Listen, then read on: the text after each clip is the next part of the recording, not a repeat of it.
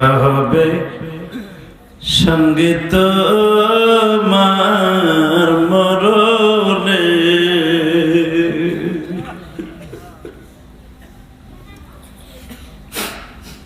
কিবা হবে সঙ্গীত মার কাফন বাদানটা আমার এই মামাতোটা ভাইটা অন্তত আমার থেকে 15 বছরের ছোট আমারই ছাত্র বাবা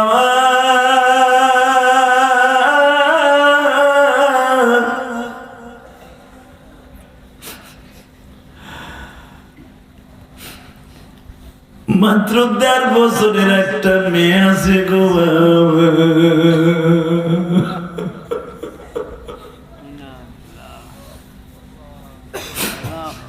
আজকে ঢাকায় স্ট্রোক করে মারা গেছে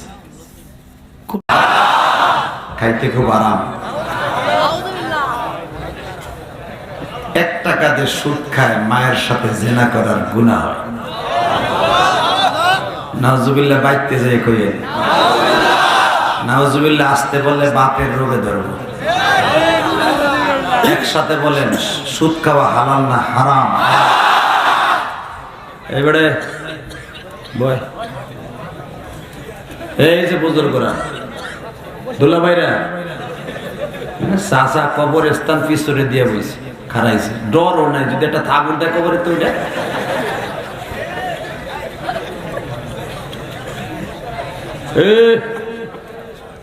বস ডিজিটাল বলাবা এই যে যারা দাঁড়ায় আছেন আল্লাহর ওলিরা বসলে যে কি খুশি হইতাম আল্লাহ এরপরে যারা দাঁড়ায় থাকবে আগে বাড়ি ঘর তুমি চিনো করোনা গেছে আমি ওমিক্রন আসতেছে আগে বাড়ির ঠিকানা দিয়ে দাও আল্লাহু আকবার জোরে বলেন তো দেখি এবার বলেন সর্বময় ক্ষমতার মালিক কে ওই আল্লাহর প্রশংসা বলেন তো দেখি আলহামদুলিল্লাহ যতদিন বাঁচবো প্রশংসা করবো কার একসাথে 2 হাত উঁচা করে বলেন তো কার কার কার আল্লাহ হাত গুলা কবলে এবারা কিন্তু খুব কড়া জিনিসটা বলা তোরে দরকার আমার একসাথে বলেন যত সময় আলোচনা করবো নামান হাত আল্লাহ পাক যতটুকু আমাকে দিয়ে করাবেন আপনি থাকবেন না ভাববেন সবাই থাকবেন একেবারে মনের থেকে কর সবাই থাকবেন আল্লাহকে হাত উঠাই দেখান তো কে কে ভাববেন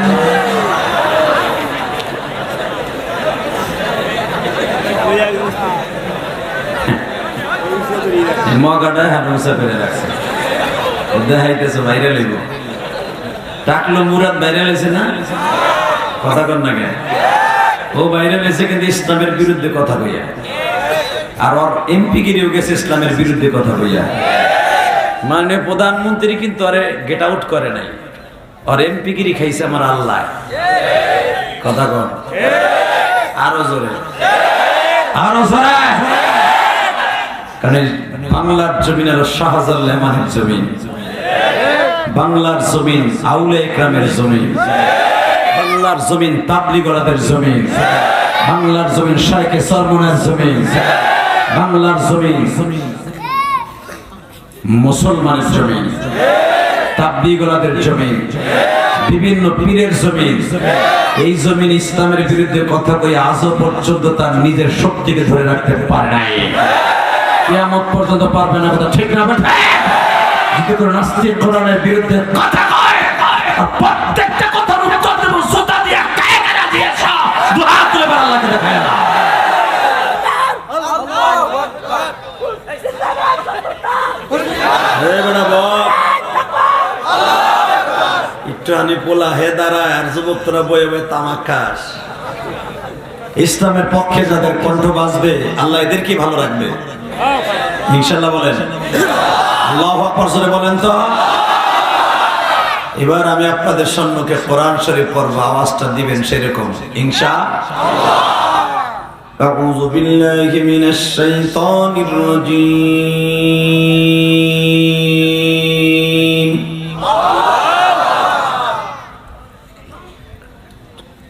বিসমিল্লাহির রহমানির রহিম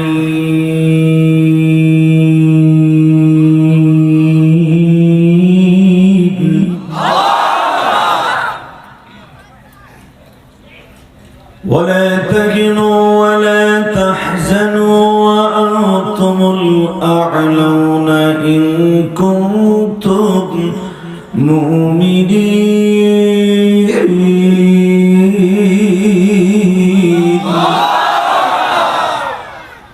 فلما قضى زيد منها وترا زوجناكها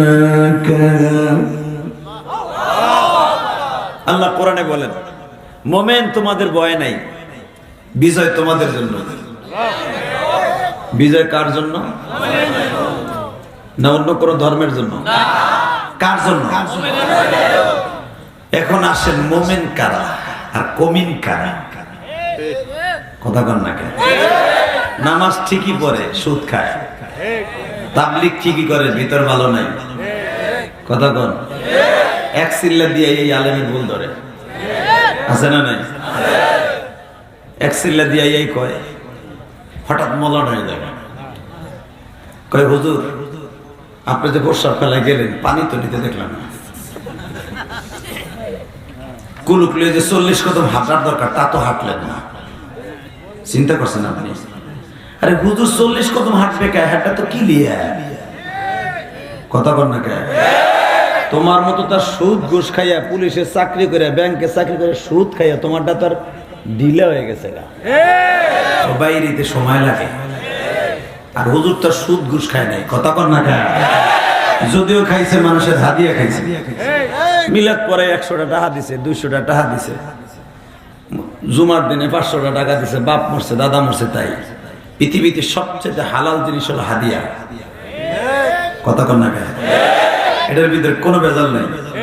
আপনি চুরি করে না জানেন, এটা বিষয় না, কিন্তু আপনি যাকে দিচ্ছেন, আপনার পরে আমার ধারণা ইসলাম আমাকে অধিকার দেয় নাই যে আপনি এটা চোরা টাকা হইতে পারে এই কথা বলতে আল্লাহ নিষেধ করেছে।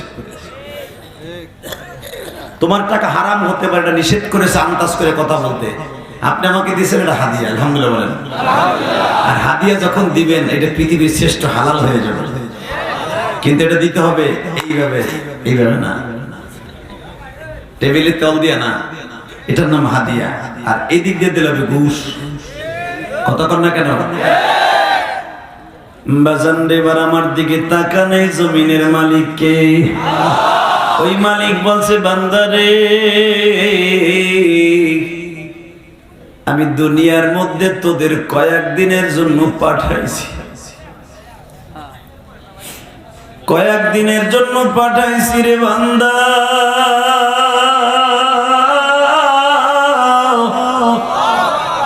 সফর যেদিন শেষ হয়ে যাবে আর থাকতে পারবি না। বাবা বাবা, আপনি একটু খেয়াল করে দেখেন, এখানে অনেক 80 বছর 60 বছরের বাবা যেখানে আছে, আছে না? এই যে সভাপতি সাহেব, লোকটা ডেলি একবার ফোন দিয়ে জিজ্ঞেস করতো, হুজুর আমার ওয়াজ মনে আছে? আমি কই আছে। সে আমাকে আনার জন্য বহু মেহনত করছে, আল্লাহ আনছে, বহুত কষ্টের বিনিময়ে আনছে। এই লোকটার বয়স তো মনে হয় 60-এর উপরে, 70 কাছাকাছি হবে না? 64। মারহাবা বলেন। 64 বছরের মানুষ এখানে আছে না? আর বাবা আপনি দেখেন তো, হয়তো সভাপতির সামনে তার স্বাস্থ্য ভাই বা মাতা ভাই, খালতো ভাই তার সাথে 5 বছরের বড়, সে আজকে কবরে বাসিন্দা, আছে না? অথবা তার থেকে 10 বছরের ছোট এমন ভাইও কবরে আছে না নাই? বাজান আপনারা চিন্তা করে দেখেন, দুনিয়া আসার সিরিয়াল আছে, যাওয়ার সিরিয়াল নাই। জোরে কর, আরো জোরে, আরো জোরে। সুন্দর বাড়ি, সুন্দর গাড়ি, সুন্দর নারী সব পড়ে যাবে, আমি শুধু একা চলে যাব। ঠিক না বেটি? বাজান এখন দিলটা নরম করে কানবেন। কে কইছে আপনার গুনাহ মাফ হইব না? আমি গ্যারান্টি দিলাম। যদি গুনার কথা মনে করে কারো চোখে এক ফোঁটা পানি জমে আল্লাহ ওরে মাফ করে দিবে। দুনিয়া থাকার লাগে। আমি ইলিয়াস রহমান জিহাদি দেখাই দিই, দেখেন দুনিয়া আসার সিরিয়াল নেই। আজকে আমার এক মামাতো ভাই আজকে মাগরিবের পরে, ও আমারই ছাত্র, ও মাদ্রাসায় বিছানে মুছছে, আমার মাদ্রাসায় বিছানে প্রস্রাব করছে ছেলে। আমি আরেক ছেলের দিয়ে প্রস্রাব করা ধোয়াইছি। আমি যখন গান্নী মাদ্রাসায় জালালাইন শরীফ পড়ছি, নায়েবে মুতামিম ছিলাম আমি, গান্নী মোল্লাহাট গান্নী। 2002 সালের কথা বলি, তখন 2002-তেও আমার এই মামাতো ভাই বিছানে প্রস্রাব করে, আমার মাদ্রাসায় পড়ে। বাবা আজকে আমার সেই ছাত্রটা মরনা পাশ করে আজকে স্ট্রোক করে মারা গেছে। কে বা হবে সঙ্গীত মার মরণে,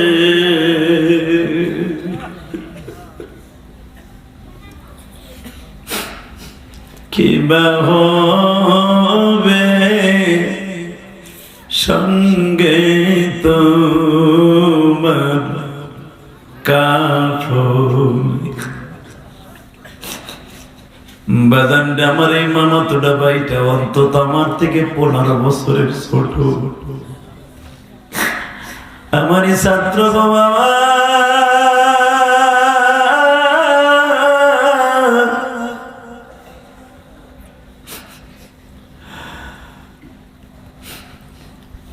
মাত্র 1.5 বছরের একটা মেয়ে আছে গো বাবা।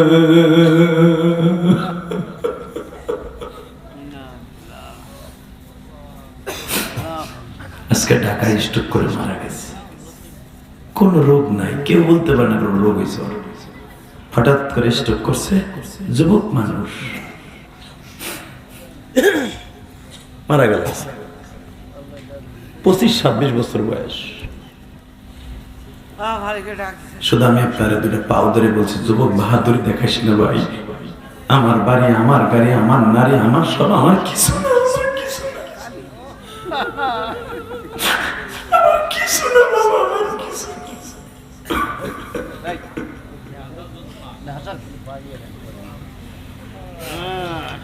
যুবক আমি আপনার দুইটা পাও ধরে বলে দিয়ে যাই, আমার দিকে আর একটু ক্লিয়ার করে দেই গো বাবা। এটা তো আমার মামাতো ভাই, 25-26 বছর বয়সে আজকে চলে গেল। আমার জনম দক্ষিণী মা,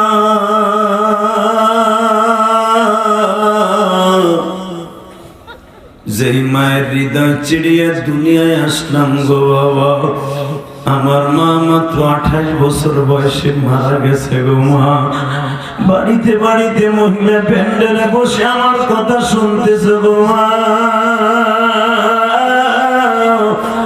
আমি 12 বছরের ইলিয়াস এইরকম একটা সাদা কাফনে আমার মায়ের দেখছি গো।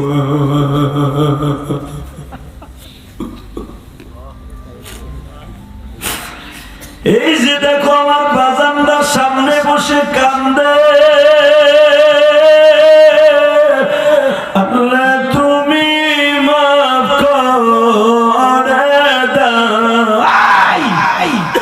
আল্লাহ তুমি মাফ করে দাও। হামিদের মানুষকে তুমি মাফ না করলে মাওলা মাফ করবে কে? ভাই আমি জানি না কার যেন মা নাই গো বাবা, কে যেন আমার মতো এরকম কাপড়ে মায়ের দেখছো বাবা।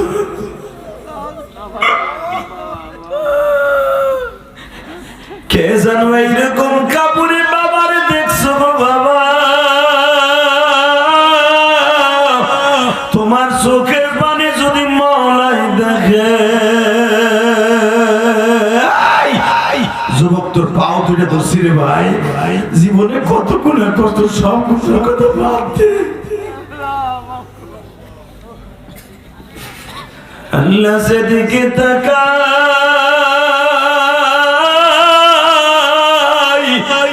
শুধু অন্ধকার দেখি।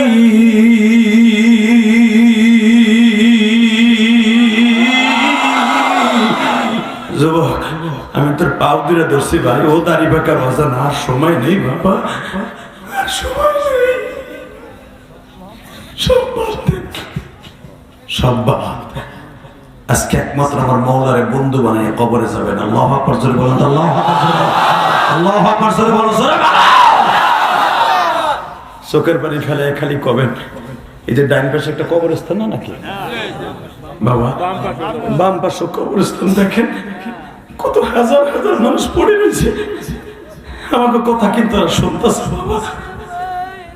এখানে যারা চোখের পানি ফেলে কাঁদবেন, আপনার কান্না কিন্তু এখনই আপনার বাবার কবরে চলে যাবে। হামিদদি, হামিদদির ভাইরা, হামিদদি মধ্যপাড়ার ভাইরা, পূর্বপাড়ার ভাইরা, হামিদদি স্টানের ভাইরা, ভাঙ্গা থানার ভাইরা, সদরপুরের ভাইরা, আমি শুধু এখানে হামিদদি আর ওই সদরপুরিতে লোক আসে নাই, সেই 3টা থানার লোক এখানে আসছে। ভাঙ্গা, তারপরে সদরপুর, এরপরে হলো চরভদ্রসন, এরপরে হলো যে ছেলেটা একটু আগে তাকবীর দিয়েছে, ওর বাড়ি কিন্তু সেই শিবচর। 4টা থানার লোক আসছে। আল্লাহু আকবার জোরে বলতে পারো না? নগর কান্দার মানুষ এখানে আইছে বেটা। সুদার পদে 2টা পাও ধরে বলি, 5টা থানার মানুষ আপনাকে বাজাইছে, আমি জানি। শুধু চোখের পানি ফেলে আমার আল্লাহরে ডাক দিয়েন, আর সময় নেই, দুনিয়া ছেড়ে যাইতে হবে। ঠিক না বেটা? জোরে কোন জ্বলন্ত প্রমাণ দিয়ে যায়। যুবক ভাই, কিসের গ্যারান্টি স্যার যে তুই বাঁচবি? এই জালকাঠিতে মারা গেল যুবকগুলো। একটা যুবক বিয়ের লাগে সব কাপড় চোপড় সোনা গয়না সব কিনা লাকেজ বইরা অভিযান 10 লঞ্চে উঠছিল। মেয়ের বাসাও মেহেন্দি লাগানো হয়ে গেছে, যাই এই ছেলেটা পরের দিন বিয়ে করবো। ছুটি পায় না 3 দিনের ছুটি পাইছে, 3 দিনের ভিতরে বিয়ে করে আবার ছেলেটা ঢাকায় সব কাপড় চোপড় লাগে যে বইরা অভিযান 10-এ উঠছে। দেখো নাই ফেসবুকে? কই গেল ওর বিয়ে?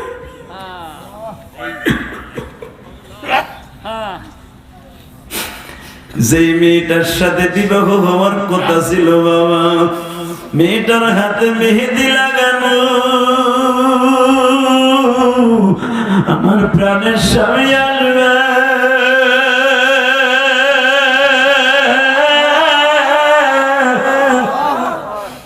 আমার প্রাণের স্বামী আসবে, আমার কলিজা আসবে, তার সাথে আমার বিয়ে বিবাহের বন্ধনে আবদ্ধ হব। বাসর করে কত কথা কম, সব কথা অন্তরে চলে গেল, চলে গেছে। এই যুবকের লাশটাও পাওয়া যায় না, বুইরা হাড্ডি শুদ্ধে গলে গেছে। বাবা, এ যুবক ভাই, কিসের বাহাদুরি দেখাস? বিয়ে করস নাই, পোলা পানাইব, তারপরে মরবি, এটা টাটকা মিথ্যা কথা। কথা কর না কেন? দুনিয়া আসার সিরিয়াল আছে, যাওয়ার সিরিয়াল নেই। আল্লাহু আকবার জোরে বলতে পারো, জোরে বলো। তাহলে এবার বলেন, আল্লাহরে খুশি করে যাওয়ার দরকার আছে না নাই? বাজান এবার কানবেন। পৃথিবীতে যদি কেউ 2 জনকে খুশি করতে পারে, আল্লাহ, আল্লাহ রাসূল, তার জন্য কবরটা জান্নাতের টুকরা। হাজার হাজার মানুষ এই হামিদদি পূর্বপাড়া কবরস্থানে পড়ে রয়েছে বাবা। কেউ আজ পর্যন্ত বলতে পারলো না যে তোমরা সুবহানাল্লাহ কইতেছো, আমরা পারতাছি না। আপনি এখন কানবেন যদি আপনার বাবাই কবরস্থানে থাকে, আপনার মা থাকে, আপনার দাদি থাকে, দাদা থাকে, রাত্রি বলবে তোর চোখের পানির খাতিরে আমার কবর আজাব মাফ হয়ে গেছে। মনকে বুঝে বলবেন, এই মুসলমানের পোলা, আজকে আল্লাহরে বুঝে রাখুন, আল্লাহ, আল্লাহ আপনার কাছে কিছু চাই না, আমার চোখের পানি বাদলেতে যেন আমার মার আল্লাহ মাফ করে দেয়, আমার বাবারে মাফ করে দেয়। তোমার চোখের পানির খাতিরে আল্লাহ এখনই মাফ করে দিবে। বাবার দিকে তাকান। আপনারা দেখছেন লঞ্চের ভিতরে একটা মেয়ে কান্তাছে আর বলতেছে, আমি আর আমার ছোট বোন আর আমার মা একই কেবিনে ছিলাম, হঠাৎ করে রাত 2:45টার সময় দেখি লঞ্চ ভরা আগুন। দৌড়ে লঞ্চের থেকে বাইরে হইলাম। আবার ছোট বোন আমার 5 বছরের ছোট, ও আগুন দেখে বলে, আবার তুই আগে নাম, তারপর আমাকে দৌড়ে নামা। সে সাক্ষাৎকার দিছে, তোমরা দেখছো ফেসবুকে। সে বলে আমি লাভ দিয়ে নামলাম, নামতে যে আমি 2 তলায় 3 তলায় ছিলাম, 2 তলায় শেষ রয়ে নামছি, আমার ঠ্যাং বাইজা গেছে, আমি আর নামতেই নেই। পরে আবার নামছি, নামার পরে আমি আমার মায়ের দৌড়ে আনতে গেছি, দেখি আমার মা শরীরে আগুন লেগে গেছে। আমার মা কয়েক মিনিটের ভিতরে মোমের মতো বইলে গেল। কিবা হবে সঙ্গে তোমার কবরে, বাবা এখন কাঁদবেন। কিবা হবে সঙ্গে তোমার কাফনে। আরে এ যুবক ভাইরা,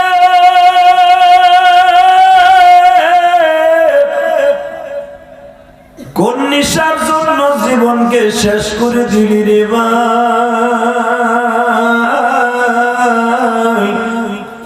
হায়াতে জিন্দেগির কোনো গ্যারান্টি নেই।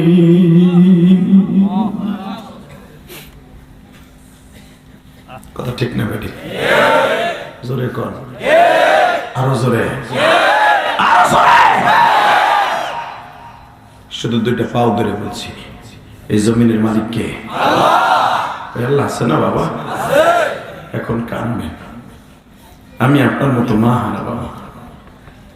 এখানে যারা মা হারা আমার মতো, কত বছর আগে মার হাতের শীতের পিঠা ভিজানো খাইছেন বাবা, তা মনেও নেই। মা দুধ কদু দিয়ে বাবা রসাই না দিতে দুধ কদু বানাই তোমাকে খাওয়াইছিল। মার হাতে সেই স্বাদ আর কোনদিন পাইবে না। আল্লাহ দেখো আমার বাগানটা বয়ে বয়ে কান্দে,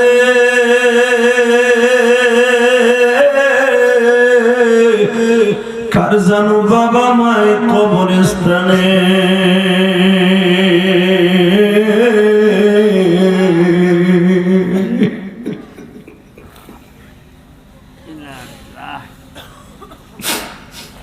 আল্লাহ এদের চোখের পানির খাতিরে এদের জীবনের গুনাহ মাফ করে দেন। আল্লাহ এদের সন্তানগুলোকে মাফ করে দেন, এদের জীবনটাকে সুন্দর করে দেন। আল্লাহু আকবার জোরে বলেন তো বাবা। বাজান, দুনিয়ায় যারা বাদশা ওরা আখিরাতেও বাদশা। কথা বলেন না কেন? দেখেন আপনার আশেপাশের আলেম উলামা কান্দে, আজকের মাহফিলের সভাপতি কান্দে, কমিটি কান্দে। আল্লাহ কেন কবুল করবে না? 100% কবুল করবে ইনশাআল্লাহ। বলেন একটা লোক ওঠার চেষ্টা করবেন না। আমি আপনাদের সামনে কোরআন শরীফ থেকে ছোট্ট ছোট্ট দুটো আয়াত তেলাওয়াত করছি। শুধু এখন আমার দিক তাকাবেন। কোরআন শরীফে কোন সাহাবীর নাম নাই ইল্লা ওয়াহিদ, একজন মাত্র সাহাবীর নাম আছে, নাম তার যায়েদ। কি নাম? জোরে কর। ফালাম্মা ক্বাযা যায়দুম মিনহা, আল্লাহ পাক বলতেছেন কোরআন শরীফের মধ্যে আমি কেন যায়েদের নাম ধরে ডাক দিলাম? যায়েদের বিবিকে নবী, হে নবী আপনি যায়েদের বিবিকে বিবাহ করে নেন। এখানে যায়েদের নাম ধরে কেন আল্লাহ কোরআনে ডাক দিলেন? এখানে 8টা কারণ। জোরে কর মারহাবা। কয়টা? জোরে কর। কয়টা? মন খারাপ? তাহলে এক চাচা আগ করে রয়েছে, সে আর মুখই খোলে নাই, চাদর দিয়ে মুখ ডেকে বয়ে রয়েছে। কিছু কিছু বুড়া আছে ওয়াজের মধ্যে বইয়া বইয়া একবারে বোতম পেশার মতো বয়ে থাকে। চাষি না করে দিচ্ছে তোমারে। হে চাচা, এটা জান্নাতের বাগান, এটা আমি বলি না, আমার বিশ্বনবী বলছে। এই জান্নাতের বাগানে জাগো মুখটা পেশার মতো করে রাখবে, মরার সময় মুখ বন্ধ হয়ে মরবে। কথা না কেন? ওই স্ট্রোক করে গাল মুখ বন্ধ হয়ে মরবো। কারণ এটা জান্নাতের বাগানে বইয়া নি কেউ পেশার মতো বয়ে থামে। এই ভাই কই যাও? এই যে ভাই তুই যাইস না ভাই, তুই বয়, তুই বয়, তুই মোবাইলটা বন্ধ কর। তোর মোবাইলের গোষ্ঠী গেলে যে একটু পরে পাবি বেটা। এত বড় একটা লম্বা বেটা উঠে আডা দিছে, কে জানে একটা ফোন দিছে, তোর ফোন বন্ধ করে বেটা। আল্লাহু আকবার জোরে কর। চলে যাবে। আমি যারে বসায় রাখছি আমার অধিকার আছে, আমার ভাই। কথা কর না? আমি কি ডেলি আমু? হামিদ আমারে বহুত চেষ্টা করে আনছে, বহুত কষ্ট করে আনছে। আর বাজান সহজে আমি ফরিদপুর প্রোগ্রাম নিতে চাই না। কি লিখে জানেন? অনেক মনের মধ্যে অনেক কষ্ট। যদি কোন আপনি এলাকার ছেলে আপনি নিবেন না, আসি না, কারণ আছে। কয়েকদিন আগে গত মাসে আমি আইছিলাম ফরিদপুর বোয়ালমারি। শুনলে আপনি আমারে কইবেন যে তোমার ভিডিওনের দরকার, আইসো কেউ? আমার টাকা আল্লাহর কসম দিয়ে কই আনছে, হুজুর এই কয় টাকা হাদিয়া দেব। আপনারা জানেন আমার পুরো হাদিয়াগুলো আল্লাহর ঘরে খরচ হয়। আমি মিথ্যা কথা বললে এরা জিজ্ঞেস করেন, মিথ্যা কথা বললে আপনার জুতো আমার গাল। আমার এই পর্যন্ত আল্লাহর ঘর করতেছে মসজিদ, আমি কারো কাছ থেকে 1 বছর সিমেন্ট নেই নেই, 3 কোটি টাকা আমার নিজের চলে গেছে। ওয়াজে কয় টাকা কামাইবে দেখেন তো, অনেক টাকা। 3 কোটি টাকা বাড়ির দ্বারা কথা না, আপনার মাথায় উঠে দিলে আপনি যাইতে পারবেন না। আমি সদরপুর কথা কর না কেন? এরকম 3 কোটি টাকা 100 টাকার নোট হলে 10 পেয়ে দানের 1 বস্তা হয়। এই টাকাগুলো চলে গেছে মসজিদের পিছনে আমার নিজের গাইডে। আমার ওয়াজে নিছে ফরিদপুর বোয়ালমারি নিয়ে কইছে কয় টাকা হাদিয়া দেবো। এর সভাপতি যা দিছে এইটারা কয়ে নিছে আমারে, জানে যে আমি একটা প্রোগ্রাম করি। কয় আল্লাহর কসম স্টেজ ওঠার আগে আপনার হাদিয়া দিয়ে দেবো, যদি না দেই তাহলে আমার এমন বরদান দেবেন যেন মরে যায়। যদি মিথ্যা কথা বলে আল্লাহ যেন আমার আগুনে কিছু দিয়ে কাটি দেয়। ফরিদপুরের মানুষ তো আপনারা বলে যাই মনের কষ্টটা। আমরা তো কোন বক্তারা কেন মিস করে দেখাই দিই। আইলাম মাহফিলে, কই ভাই স্টেজ ওঠার আগে বলে দিবি, দে আমি হাসি মুখে উঠি, তোর সব করে দিয়ে যাই। এই কথা কইন না, ওয়াজের পরে দিব না, কমিটি আমার বকবো। স্টেজ উঠলাম, বয়ান করলাম, নামলাম। আমি দেখলাম আমার কাছ থেকে সভাপতি জানে বসা, ওই বাটপাটাও দেখলাম ওখানে বসা। স্টেজ থেকে মোনাজাতের 2 মিনিট আগে নেমে গেল, নাইমে মোবাইলটা বন্ধ করে বাইতে গেছে। এই শীতের ভিতরে কুয়াশার ভিতরে 1 ঘন্টা দাঁড়ায় দিয়েছি, একটা টাকা দেয় না। লাস্টে 5,000 টাকা দিলাম জানগা। আপনাদের কাছে আমি বিচার দিলাম, আপনার ফরিদপুরের মানুষ, বোয়ালমারি সাটর বাজার কমিটি, মসজিদ কমিটি, সাটর চিনেন না? ওদের জিজ্ঞাসা করবেন কেন একজন আলেমকে নিয়ে অপমান করলি? আমরা ফরিদপুরের গর্ব, আল্লামা শামসুল ফরিদপুরি দেশের সন্তান আমরা। কথা বলেন না কেন? তাহলে কোন যে বক্তারা মিস করে কেন? এই কষ্ট লইয়া, এই এত কষ্ট করে ফেরি পার হইয়া, ফেরি চলে না, একটা ফেরি পার হইয়া বর্তমানে আসতে মাত্র 4টা ফেরি চলে মামা, 4টা। গতকালকে আমি আসছি ফেরিতে, বিশ্বাস করেন আমার গাড়ি তো ভিআইপি ওঠে ইনশাল্লাহ। পুলিশ দেখলেই সবার ভিআইপি ওঠে। আমাকে বক্তাকে গাড়ি ভিআইপি উঠে দেয়, তার ভিতরে আমার গাড়িটা আল্লাহর চারা উঠে দেয়। 4 জন পুলিশ থেকে আমার গাড়ি উঠাই দিয়েছে, 200 গাড়ির ভিতরে আমার গাড়িটা উঠাই দিছে। আসছি বাবা, এত কষ্ট করে কুয়াশার মধ্যে যদি আপনারা কষ্ট দেন, এই কষ্ট কার কাছে কোনো কোন? আপনারা তো কোন যে বক্তারা কিনলে আগে করে আসে না কেন? এই কষ্ট নিয়ে আসে, আপনারা তো আমাকে বকেন। কিন্তু মনে রাখবেন, মাদারীপুর কয়েকদিন আগে ঘটনা ঘটলো, যেটা মানববন্ধন করছে। আল্লাহকে সাক্ষী রেখে বলি, এখানে যারা পরিমাণ আমার কোনো দোষ না। ওরা বৃষ্টি নামছে বিদায়, বৃষ্টি নামছিল না কয়েকদিন আগে, বৃষ্টি নামার কারণে ওরা আমাকে না করছে যে দেশে বুঝুন আমাকে ডেটটা পিছ হয়ে দেন। এই সভাপতি আমার বলে, বাবা আমার ডেট দিয়ে বৃষ্টি নামতেছে মাঠের মধ্যে, আমরা তো ক্ষেতের মধ্যে প্যান্ডেল করছি, ভিজে গেছে গা, আমাকে পিছ হয়ে দেন। এই দোষটা কি আমার? আমি বললাম তাহলে তো উত্তরবঙ্গে তো বৃষ্টি হইতেছে না, আমি কখন দিয়ে দিব? অগো মাহফিলটা আবার ইলেকশনের কারণে মিস হয়ে গেছে। আপনারা জানেন আজকে কিন্তু মালিক গ্রামে আমি একটা ওয়াজ করছি, শুনছেন না? ওখানে ওয়াজ করে আসছি। এই মাহফিলটা কিন্তু ছিল গত মাসের 12 তারিখ, ইলেকশনের কারণে পিছ হয়ে গেছে। এখন বেটা এত বড় প্রোগ্রাম কি করবেন? হামিদ দিয়ে আছে, আমার একটু হইলেও দেন। তার মনের আশাটা পুরা করে দিলাম, আলহামদুলিল্লাহ বলেন। যতটুকু হয়েছে তো হয়ে গেছে। কমিটিও বুঝছে যে না, দাওয়াত দিছিল, জিহাদি সাহেব তো আইছে। ভাই এরকম অনেক প্রোগ্রাম বৃষ্টির কারণে এবং ইলেকশনের কারণে বাদ হয়েছে। আমি ওকে ফোন দিয়ে কইছি আপনারা নিবেন 3 দিনের ভিতরে। কয় 3 দিন না, 1 রাত দিলেও আমরা করবো। আলহামদুলিল্লাহ বলেন। হুজুর আমাকে সব প্যান্ডেল ম্যান্ডেল সব টাকা পয়সা ঠিক করা, খালি কইবেন একটা রাত দেবেন, আপনার ওয়াজ দেবো। ওরা না করলো, লগে লগে আমি প্রোগ্রামটা দিয়ে দিলাম। আমি কি দোষ করছি? যখন একদিন পরে রই ধরছে, এখন কি আমাকে ওয়াজ হইব? আপনারা আমাদের কাছে বিচার দিলাম, আমরা তো পদ্মার এই পারে মানুষ। আমি আপনাকে সন্তান, আমি গোপালগঞ্জের সন্তান, আপনি ফরিদপুরের সন্তান। আপনি বলেন আমার কি এখানে দোষ আছে? কয় আমাগো এই ডেট থাকবো, এই ডেট থাকবো, যদি না দেন আমরা মানববন্ধন করব। মানে মানববন্ধন কটা স্যাংরা পোলা পান দিয়ে ফেসবুকে কটা 2000 টাকা দিছে। এই মিডিয়া গুলো তো হারাম, এগুলা হারাম খোর। এগুলা এই হারাম খোর আমাকে কালারিং করার লেগে এই সময় টিভি নামে একটা নাস্তিক আর 71 টিভি নাস্তিক, এই নাস্তিক গুলো ওইখানে যাইয়া 3-4 জনে মানববন্ধন করলো, আর আমার মারে তুলে বকলো যে জেহাদি টাকা নিয়ে আসে নাই। হালাকে জিজ্ঞেস করেন, কলার দিয়ে আল্লাহ কসম করে জিজ্ঞেস করেন যে ওয়াজ কারা না করছে, তোরা না? যদি ওরা মার কোলের দুধ খেয়ে থাকে, মার স্তরে বলতে পারবে না যে জিহাদি সাহেব মিস করছে। আমরা তার না করছি, এটা যদি না বলে আল্লাহর গজব পড়বে। কথা বলে না কেন মুসলমান? ফেসবুকের একটা স্ট্যাটাস দেখেই তোরা বকতে থাকোস, কারণ কি? আমাদের দাম নাই আল্লাহর কাছে? আমাদের দাম নাই? শুধু মনের কষ্টগুলো বলে গেলাম না, আমাকে ফরিদপুরে ভালো বক্তা কেন আসবে না? আমাদের কালচারের কারণে আসবে না। আমরা এই দেশের সন্তান, আমরা এই দেশে আসবো, এই দেশে ওয়াজ দেবো সবচেয়ে বেশি। বাহিরের লোক কাম দেয় কেন? আমার দেশের লোক কাম দিতে বেশি পারে না? আমরা আসবো, আমরা বাইরে ভাই একসাথে ওয়াজ শুনে কাঁদবো। আমরা এখন দাওয়াত নিতে রাজি না, কারণ এই সমস্ত কাজের কারণে মুখটা ছিন্ন বিচ্ছিন্ন হয়ে গেছে। তবু একটা পাও ধরে বলে যাই, এ যুবকগুলি ভাই, তোরা কোনো ফেসবুকে উল্টা পাল্টা একজন বক্তার দেখে এক মুখে শুই না আমাকে বাজে কমেন্ট করিস না। এতে আমরা অনেক কষ্ট পাই, আমরা মুসাফির থাকি, আমাদের বরদোয়া নিলে তোর নিস্তার নাই। অতএব আমি বলতে চাই, এই জমিনের মালিক কে? তাহলে মাদারীপুর আল্লাহর কাছে আমার একটা ফেসবুকে এই স্ট্যাটাস দিল, দোষটা কি আমার? আমরা না করলে তাদের জীবনে বুঝতেন না। আল্লাহ ওদেরকে হেদায়েত নসিব করো, আমি বরদোয়া দেব না। আল্লাহ হেদায়েত নসিব করো, জোর করে আমিন। আরো জোর করে আমিন। এবার আমার দিকে তাকান, এই জমিনের মালিক কে? আল্লাহ। এই আল্লাহ আছে না?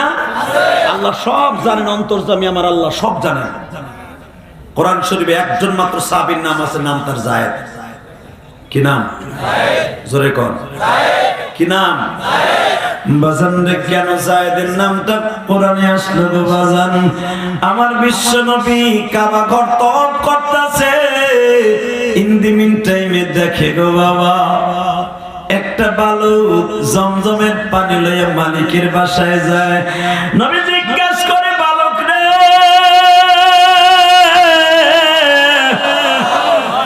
তোর নাম কি বাবা? আমার নাম যায়েদ ইবনে হারেসা। এখন কাঁদবেন, তোর চেহারার সাথে আমার কাসেম যে ছেলেটা মারা গেছে ওর চেহারা মিল আছে। জোরে জোরে জোরে জোরে। আপনাকে কষ্ট হইতেছে? ও বাবা, যায়েদ কিন্তু একটা গোলাম। এই ইকো কোমা একবারে অফ করে ইকো। এই যায়েদ একবারে একটা গরিবের ঘরের সন্তান। এ যুবক ভাই, তুমি রিক্সা চালকের ঘরে জন্ম নিয়ে তুমি যদি মনে মনে ভাবো আমার ডিমান্ড কমে গেছে, না ভাই, আমিও তো গরিবের ঘরের সন্তান। তোমার দাম আল্লাহর কাছে আছে না নাই? শুধু তোমার দাম একটা মাত্র চোখের পানির খাতির। এবার দেখো, যায়েদ গোলাম, মক্কা নগরের গোলাম। যায়েদের কাম হলো জমজম থেকে, কুয়ার থেকে পানি উঠাইয়া মালিকের বাসায় নিয়ে যাওয়া। যায়েদ বলতেছে, আমার নাম যায়েদ ইবনে হারেসা। আল্লাহু আকবার। আপনাকে কষ্ট হয়ে গেছে না? শেষ করে দেই? 1 ঘন্টা তো হয়ে গেছে, শেষ করবো না? কোরআন শরীফে যার নামটা আসলো, যদি আওয়াজটা জোরে দেন, আমার আল্লাহ খুশি, যায়েদ খুশি, নবীও খুশি। বলে লই পরে কোন বলে দিয়েছে। এই তোমার নাম কি? আমার নাম যায়েদ ইবনে হারেসা। বাবা, তোর চেহারার সাথে আমার ছেলে কাসেমের চেহারার কিছুটা মিল আছে। যায়েদ বলতেছে, আপনার নাম কি? আমার নাম মুহাম্মদ ইবনে আব্দুল্লাহ ইবনে মুহাম্মদ ইবনে আব্দুল্লাহ। সাথে সাথে বলে, তোর নাম যায়েদ, আমার নাম মুহাম্মদ ইবনে আব্দুল্লাহ সাল্লাল্লাহু আলাইহি ওয়াসাল্লাম। পুরা মজলিসে একবার সাল্লাল্লাহু আলাইহি ওয়াসাল্লাম বললেই কাফারা আদায় হয়ে যাবে। আলহামদুলিল্লাহ বলেন। শুধু আমার দিকে দেখেন। যায়েদ জিজ্ঞেস করতেছে, আপনার চেহারাটা এত সুন্দর, আমি শুনছিলাম আপনি এই দেশে আসছেন, আপনি বলি নবী হয়ে যাবেন। তখন আমার নবী কিন্তু নবুয়াতি পায় নাই, আরো 4 বছর পরে নবুয়াতি পাবে। যেরকম মারহাবা। কয় বছর? আমার নবী বলে, তুমি কেমনে জানলা যে আমি নবী হয়ে যাব?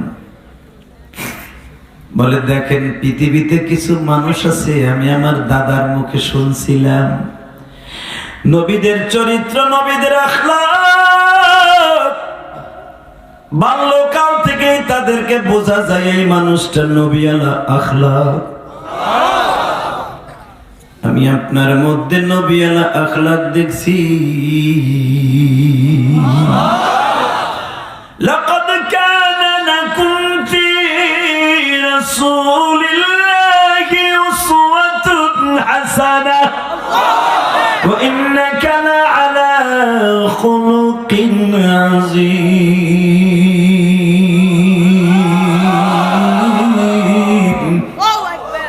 কুল ইন্নী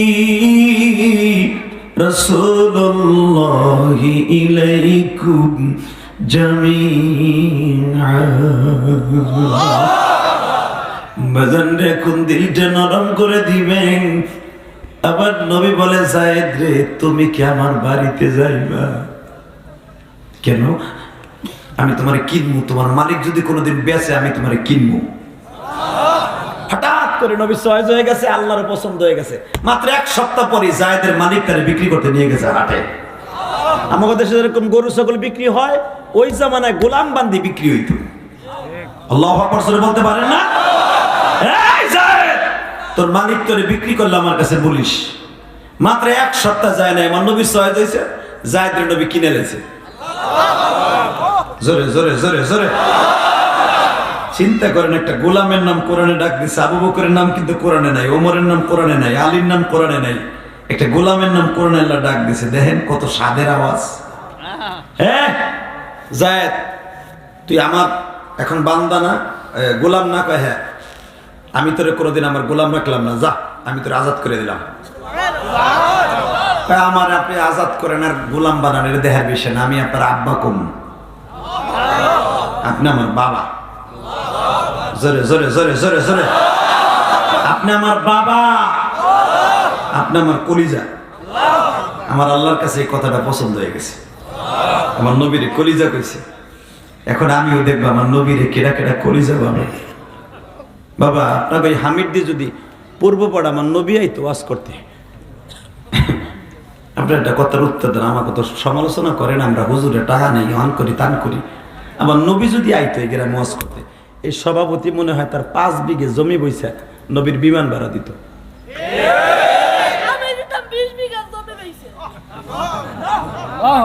এই ছেলেটা কার আমি জানি না, তবে এই কথাটা ওর মনের কথা। ও পাগল হোক আর ছাগল হোক, হাসবা না। ও কতটুকু ভালোবাসা নবীরে বলতে পারে আমি দিতাম 20 বিঘে বইছে। হালে করতে 1 তোলা সম্পদ নাই, কত কর নাকি আর বাবার আছে অন্যায়, কিন্তু তোর মনের ভিতরে কি যাচ্ছে আমি দিতাম 20 বলি। একটু আগে কিন্তু বক্তায় ওয়াজ করে গেছে, তলহার ওয়াজ, 7 বছরের তলহা, মনে আছে? হ্যাঁ মনে করেন এরকম একটা আশেক ধরে নেন, আপাতত বুঝাই দিলাম। এই মুসলমানের পোলা, এই বাচ্চাটা যদি এখন মারা যায় ও ডাইরেক্ট জান্নাতি, কারণ ওর কোনো গুনাহ নাই। আমি ইলিয়াস রহমান যাদের গুনাহ আছে, তোর গুনাহ আছে, তুই কলেজে যে খারায় মুতোস, তুই অজু ছাড়া কোরআন শরীফ ধরলে তোর গুনাহ কবিরা হবে। আর ওই ছেলেটা বালেগ হয় নাই, ও কোরআন শরীফ ধরলেও গুনাহ হইব না। ও অজু ছাড়া সারাদিন নামাজ পড়লে গুনাহ হইব না। আর তুই অজু ছাড়া মসজিদে ঢুকলে তোর কপালে জুতার বাড়ি, কারণ বালেগ হওয়ার পরে তোর শরীয়ত চাইবে গেছে গা। কথা কর না কেন? এবার আমার দিকে তাকাবার কানবা। আমার নবী যদি হামিদ দি পূর্ব করে আসতো, আমার মনে হয় এখানে আশেক রাসূল গুলা জামাটা খুইলে নবীর গাড়িটা আমার বুকের উপর দিয়ে যাবে। এরকম হাজার হাজার যুবক ওই হামিদ দি স্ট্যান্ডে বসে থাকতো। আমার নবী বলেই রাস্তা দিয়ে যাইব। নবী যদি খেলে স্টেজে উঠতো, আমার মনে হয় আমার মহিলা মা বোনেরা বোরকা পরে থাকো, কানের দুল হাতের বালা সব খুলে দিয়ে যেত। ঠিক না বেটি? আমার নবী এই যাবার দেশে নবী কি চায়? নবীর জন্য একটা স্পেশাল বিমান থাকতো, যেই বিমানের চাকা থাকবে স্বর্ণের। আমার নবী যেই সিটে বসবে বিমানের, ওই সিটটা হবে স্বর্ণের। আমার নবী যেই জায়নামাজে নামাজ পড়বে, ওই জায়নামাজের নিচে থাকবে স্বর্ণের। আপনি ওই যুগে কি হইছে, কাফেররা যখন চলে ওইটা চিন্তা করেন কে? এই যুগে নবী থাকলে কি করতা তাই কও। কথা কও না কেন? তুমি যে সমালোচনা করো হুজুর দাওয়াত দিয়ে দেওয়ার টাকা নাই কে? তোর নবী এই যুগে ওয়াজ করতে হলে তুই কি করতি তাই কও। কথা কও না কেন মুসলমান বলা? একজন সরমনার মুরিদ, শায়েখ সরমনে আসবে বিদায়, তার মুরিদ রাগের থেকে পকেট ভর্তি টাকা নিয়ে থুয়ে দেয়, আমার শায়েখের সাথে মুসাফা করবো। আমার নবী এলে কি করতা? সেই সূত্রে আমরা তো উলামায়ে কিরাম, কথা বলেন না কেন? আমরা উলামায়ে কিরাম। মান আকরামা আলিমান কান্নামা আকরামানি, যে আলেমকে সম্মান করলো স্বামী নবীরে সম্মান করলো। আমি নবী তো 60 বছর বাঁচছি, আমার আলেমরা থাকবে কিয়ামত পর্যন্ত বাঁচবে। আমার আলেমকে যে হাদিয়া দেবে সে আমি নবীরে হাদিয়া দিল। আমার আলেমের ডাকে যারা আসবে তারা আমার নবীর ডাকে আসলো।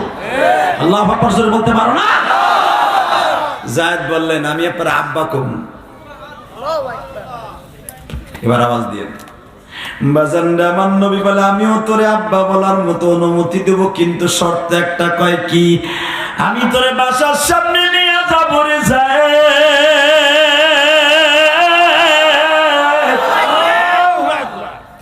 তুই আমার খাদিজারে মা কইয়া ডাক দিবি। আমার খাদিজা যদি তোরে বুকে টেনে নেয়, কারণ আমার খাদিজার অন্তরে পুত্র শোকের আগুন দাও দাও করে চলতেছে। কারণ আমার 4টে মেয়ে, 2টা ছেলে ছিল, 2টা ছেলে মারা গেছে। তুই এখন আমার খাদিজারে মা কয়ে ডাকবি। যদি আমার খাদিজা তোরে পোলা হিসেবে গ্রহণ করে, আমি তোরে ছেলে হিসেবে গ্রহণ করবো। বাজান রে যায় দরজার কাছে যে ডাক দিছে, মা কত ডিপ মিষ্টি ডাক গো মা। এ দাদা ভাই,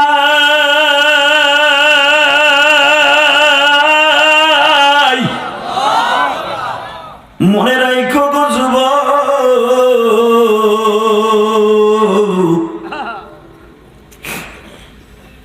যায় যখন ডাক দিছে মা বলিয়া, ঘরের মধ্যে থেকে দৌড়াই আসছে মা খাদিজা। যেই খাদিজা আমার নবীর জন্য কোনদিন রাত্রে ঘুমায় নাই, শুধু দিনের বেলা ঘুমাইতো।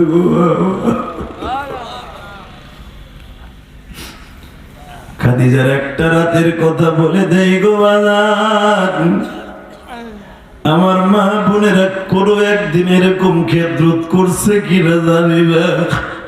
বেঈমান আবু জেহেল আমার নবীরে ডাক দিয়া বলে, মুহাম্মদ রে, তোর জীবনে কোনোদিন আমার দিনের বেলা দিনের দাওয়াত দিবি না? নবী আমার মনে মনে ভাবলেন, চাচা আমার দিনের বেলা যাইতে না করছে, রাতের বেলা তো না করে নাই। উম্মতের পাগল নবী আমার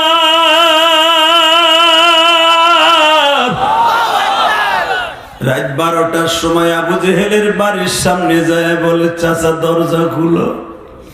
বেঈমান দরজাটা খুললো, হাতটা বাড়ায় বলে, আমি না তোরে আসতে না বলছিলাম, আসলি কেন? আমার নবী বলে, চাচা তুমি আমার দিনের বেলা আসতে না করছো, রাতের বেলা করো নাই।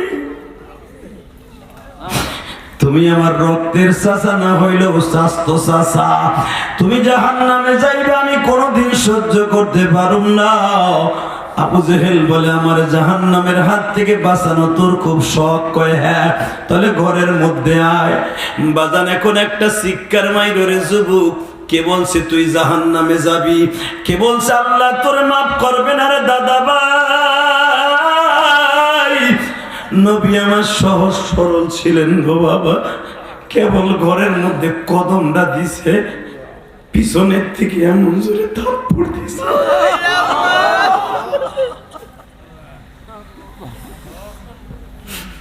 নবী আমার সিটকে পড়ে যাচ্ছে। বেঈমানের 2 তলা বাড়ি গো বাবা, বেঈমানের বাড়ির উঠাটা অনেক উঁচা ছিল বাবা। নবী যখন কাইতে পড়ে যাচ্ছে, পিছনের থেকে জিবরাইল আবার নবীর বুকের মধ্যে চাইবে ধরে বলে, নবীজি আমি জিবরাইল পিছনে দাঁড়াইছিলাম, আপনি জানেন না গো নবী? ও আমার ভাঙ্গা তানা হামিদদের বাইরে নবীর ইশকের আগুনের বাতি জ্বালায় এখন কাঁদবা।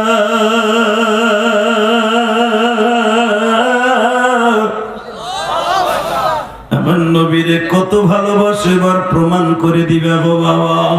বেঈমান যখন থাবড় দিছে, নবী আবার সিটকে পড়ে যাচ্ছে।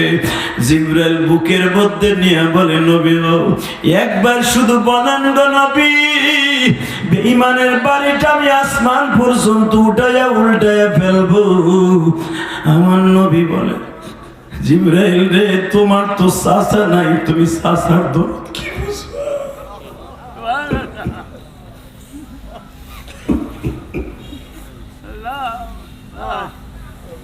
বাবা চোখের পানি ছেড়ে দিয়ে আমার আল্লাহর দেখাই দেন, নবীরে কত ভালোবাসেন। যখন বলছে জিবরাইল তুমি আমার চাচারে চিনো না, হয়তো আমার চাচা কালেমা পড়বে না, কিন্তু স্বাস্থ্য ভাই একদিন পড়বে। ওই আশায় আমি চাচারে আবার দাওয়াত দিব, বাবা এবার একটা আওয়াজ দিয়েন, জীবনে এত জোরে কোনোদিন কোনো আওয়াজের আওয়াজ দেন নাই। আমার নবী আবার আঁটুতে বর দিয়ে দাঁড়াইছে, বেঈমানকে দাওয়াত দিবে। বেঈমান বাম হাতটা উঠাইছে, আর একটা থাপ্পড় মারবে।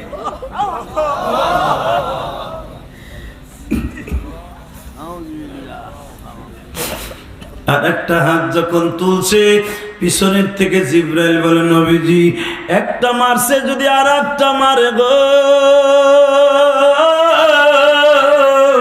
প্রথমটা যখন মারে আমি আপনার পাশে ছিলাম না গো নবী, এবার কিন্তু আপনার পারমিশন আমি চাইবো না, বেঈমানরে জীবনের তরে মোমের মতো গালায় ফেলবো। বেঈমানরে তাড়াতাড়ি নিষেধ করেন। ও আমার ভাঙ্গাতানা হামিদ্দির ভাইরা, যখন এই কথা বলছে, ও আশিকে রাসূল উলামা ইকরাম, দাওয়াতুন নবী আল্লামা আজিজুল হক বুখারীর শরহের মধ্যে লেখেন, আল্লাহর কুতুব, বেঈমান যখন তাবুর মারবে, নবী আমার হাতটা উঁচা করে বলে, চাচাজি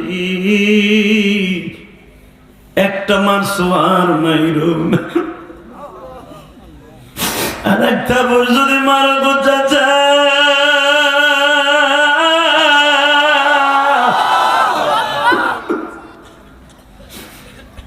তোমার কপালও শেষ, আমার স্বাস্থ্য ভাইয়ের কপালও শেষ। বেঈমান ঘরের দরজা লাগাই দিল, কিন্তু বাজান চামড়ার মোজা লাগানো ছিল, শীতকাল তো, থাপুরের ছোট আমার নবীর এই মুখটা 5টা আঙ্গুল ভরে পড়ছে। আপনারা জানেন সামাইলে তিরমিজি দার্সে, আমার নবীর শরীর এত নরম ছিল বাবা, পৃথিবীতে এইরকম নরম কোন জিনিসই আল্লাহ বানায় নাই। আল্লাহু আকবার জোরে বলতে পারো না? আল্লাহু আকবার জোরে বলো, জোরে বলো, জোরে বলো। আয়েশা বলেন, আমার নবীরকে যখন আমি হাত দিতাম কোন জায়গায়, ওই জায়গায় 1 সপ্তাহ পর্যন্ত লাল থাকতো, আবার নবীর এইখানে চাপ দিলে ওই জায়গায় লাল হয়ে থাকতো। বুঝেন আমার নবীর শরীর কত নরম ছিল। সেই শরীরে থাবর মারছে কড়া, 5টা আঙ্গুল লেগে গেছে। নবী আমার চিন্তা করলো, এই গালটা যদি আমার খাদিজা দেখে, আমার খাদিজা বাঁচবে না।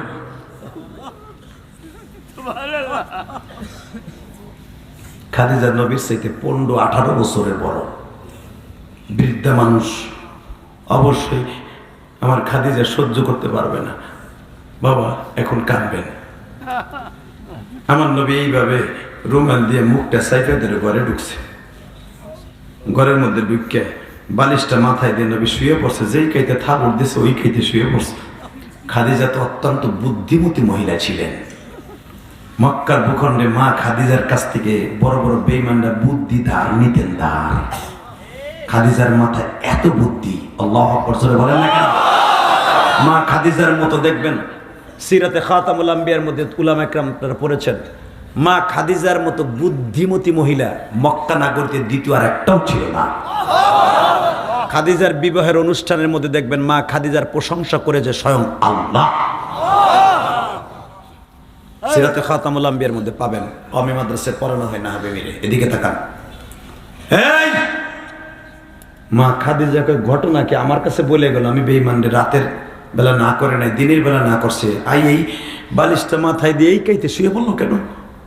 আমার কাছে না জিগাই অবশ্যই কি জানি ঘটে গেছে। ভরপুর নবী আমার বলে, খাদিজা তুমি কি প্রতিশোধ নিবা? তোমার বাড়ির বারান্দায় জিবরাইল দাঁড়াই রয়েছে, তুমি কি প্রতিশোধ নিবা রে খাদিজা? প্রতিশোধ নিলে তো জিবরাইলকে দিয়েই নিতে পারতা।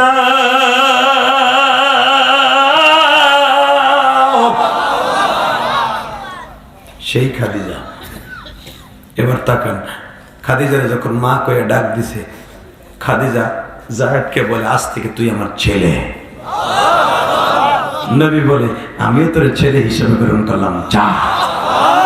পৃথিবীতে কোন সাহাবী আমার নবীর আব্বা বলে ডাকতে পারে নাই, নবীর সন্তানরা ছাড়া একমাত্র জায়েদ ছাড়া। এখন কানবেন, জায়েদের নাম একমাত্র কারণ, একটা কারণ গেল, নবীর আব্বা বলেছে জায়েদের নাম কোরআনে আসলে। এবার আমার দিকে তাকান, 2 নাম্বার কারণ, এই খাদিজা একদিন ডাক দিয়ে কয়, জায়েদ রে দিকে আয়। জি মা। ও জায়েদ। জি মা। জায়েদ। জি মা। এদিকে আস। জি মা বলেন, আজকে নবুয়তের কত সাল যায়? মা আমার গুনাহ নাই মা। কি হয়েছে বলেন? যাই তোরে কত গোসল করাই দিছি না? হ মা। তেল লয় দিছি না? তখন তো পর্দার আয়াত নাই, শরিয়াতই তো নাই। মা খাদিজা যখন মারা যায়, মা খাদিজার পরে নামাজ ফরজ হয়েছে, মা খাদিজার পরে পর্দা ফরজ হয়েছে। মা খাদিজা যখন বেঁচে ছিলেন জানাজার সিস্টেমও ছিল না, কোনো পর্দারও সিস্টেম আয়াত হুকুম আয়াত নাযিল হয় নাই। মাক্কি জিন্দেগিতে কোনো পর্দার আয়াত নাযিল হয় নাই, পর্দার আয়াত নাযিল হয়েছে মাদানী জিন্দেগিতে। যায় তখন পালক পুত্রকে নিজের আপন ছেলের মতো মনে হইতো। বাবা জায়েদের সাথে দেখা দিয়ে বলে, জায়েদ এদিকে আয়। জি মা। আয় তোর আজকে গোসল করাই দিই। গোসল করাই দিছি। মারহাবা কর। আল্লাহু আকবার বলেন। আল্লাহু আকবার। আরো জোরে বলো। জায়েদ তোর এত বছর পর্যন্ত আমি গোসল করাইছি, মুখে তুলে খাওয়াইছি, খালি আমার ছেলেটা মারা গেছে লেগে। ছেলের কষ্ট ভুলছি তোরে দিয়া, তুই এখন আমার একটা কষ্ট দূর করে দেবে। কি মা? কি মা? তুমি যদি আমার বুকটা চাও, আমি বুকটা ফাইরা মা, আমি তোমার কলজাগুলা পিরিয়ে তুলে দিব মা। কলজা দেওয়ান লাগবো না, আমার একটা কথা দিয়ে খুশি কর। কি? আমি যদি মারা যাই তোর বাবারে দেখে রাখিস। আসলে আপনাকে কষ্ট হয়ে গেছে। জায়েদের নাম কেন করে আসলো? 2 নম্বর কারণ ওলামায়ে কেরাম। এ জায়েদ আমার লাগে ওয়াদা দে, তোর আব্বা যদি, তোর আব্বার আগে আমি মারা যায় আর আমি আগামীকালকার দুনিয়া থাকবো না জায়েদ, আমার বিশ্বাস হয়ে গেছে। তুই তোর বাবারে দেখে রাখিস, বট গাছের মতো ছায়া দিয়ে তোর বাবার মাথার উপরে ছাতি ধরে থাকবি। আল্লাহু আকবার। জোরে বলো, জোরে বলো, জোরে বলো, জোরে বলো। যখন এই কথা বলছে, বলতে দেরি আছে, বলতে দেরি আছে। জায়েদ বলে, মা আমি জীবনে আমার নিজের বাইরে কোনোদিন বাঘ হই নাই, আবার বাড়ি আমানে আইসি বাক্কা শহরে। তখন মক্কার নাম মক্কা না, মক্কার নাম বাক্কা, মনে রাখবেন কোরআনে। মা আমি জীবনে আমার মায়ের কোনোদিন মা কয়ে ডাকি নাই, তোমার ডাকছি মা, তুমি আমার ছেড়ে যাইও না মা, আমি বাঁচুন না।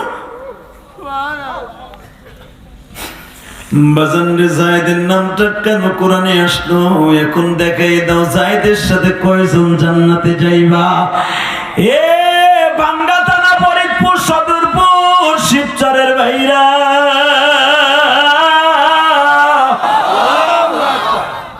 জায়েদ বলে, মা ও মা তুমি আমারে নিয়ে যাবো আমার সাথে, আমি দুনিয়া থাকতে চাই না। না জায়েদ, আমি যা বললাম মনে রাখবি, তোর আব্বারে দেখে রাখবি, আল্লাহ তোরে দেখে রাখবো। বাজান যেই বিকেলবেলা জায়েদকে বলছে ওই রাত্রি মা খাদিজা মারা গেছে। জোরে জোরে জোরে জোরে জোরে জোরে। মা খাদিজার লাশটার দিকে তাকান। মা খাদিজার লাশটা, তখন তো জানাজার সিস্টেম ছিল না বাবা, জানাজার সিস্টেম চালু হয়েছে মাদানী জিন্দেগিতে। এই জানাজার সিস্টেম ছিল না। আমার নবী খাদিজার লাশটারে সামনে নিয়ে বয়ে বয়ে কান্দে, আল্লাহ গতকালকে আমার খাদিজা আমার এক বিছানায় ছিল, আজকে তোমার কাছে দিয়ে দিছে আমার খাদিজারে, আমার খাদিজারে দেখে রাখো। আল্লাহ আমার খাদিজারে তুমি দেখে রাখো, দেখে রাখো, দেখে রাখো। আমার খাদিজারে তোমার দোস্তানির যেন কোনো কষ্ট না হয়। তোমার খাদিজার সব সম্পদ তোমার বন্ধু মুহাম্মদরে দিয়ে দিছে, একটা টাকাও নাই। আমার খাদিজা আমার ঘরে আসার পরে একটা কাপড়ে 2টা টুকরা করে ডুমা বানায় পড়ছে, যেই খাদিজার 300 ভরির উপরে স্বর্ণ ছিল। আমার খাদিজারে তুমি কবরে সুব্যবস্থা করে দিও। কবরের আওয়াজ দিতেছে, আমার নবীরে বুঝায় ক জিবরাইল যা, নাহলে আমার নবী সুস্থ থাকবো না, আমার নবী কান্তি থাকবো। আমার নবীরে যাই ক আমি খাদিজারে আমার কোলে তুলে নিছি, আমার কোলে তুলে নিছি, আমার সালাম দেশ আমার নবীরে আমার খাদিজার পক্ষ থেকে। নবী চলে আসলেন। নবী আমার খায় না, ঘুমায় না বাবা। ইন্দিমিন টাইমে মক্কার ভিতরে ঘোষণা হয়ে গেছে, নবী মুহাম্মদের যেখানে পাবে ওইখানে মারবি। এতদিন ওরে মারতে পারি নাই, আর বউর জন্য আর ওর চাচার জন্য। আবার এদিক দিয়ে দেখেন আমার নবীর কি কষ্ট, একদিক দিয়ে বউটা মারা গেছে, আর একদিক দিয়ে আমার নবীর যেই চাচা নবীরে দেখে রাখতো আবু তালেব, সেও মারা গেছে মাত্র 1 সপ্তাহ ডিস্টেন্সে। নবীর ওই বছর সবচেয়ে কষ্টের বছর, এদিকে তাকান, এবার কানবেন।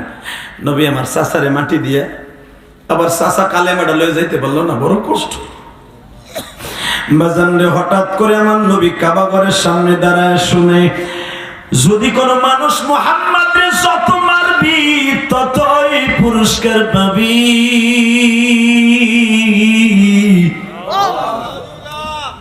বেঈমানগুলা বড় বড় রান্দাও লয়ে রাস্তায় দাঁড়ায় থাকে, বড় বড় পাথর লয়ে দাঁড়ায় থাকে। কাবা ঘরে ঢুকলেই বাবা নবীর পিঠের উপরে পচা নাড়ি বুড়ি চাপায় দেয়। আমার নবী ঘরের মধ্যে ঢুকলেই বাবা নবীর কলার ধরে টান দেয়, নবীর গলার মধ্যে মাফলার পেঁচাইয়ে টান দেয়। আমার নবী যায়েদ রে বলে, যায়েদ রে বাবা আমি আর মক্কায় থাকুক না, চল আমরা তায়েফে চলে যাই। যায়েদ কে লইয়া নবী বনি সাকিম আর বনি সাঈদার গোত্রের লোকদের কে লইয়া বাজার রে দাওয়াত ও তাবলীগের দাওয়াত দিচ্ছে। 28 দিন হয়ে গেল, একটা বেঈমানও কালিমা পড়ল না।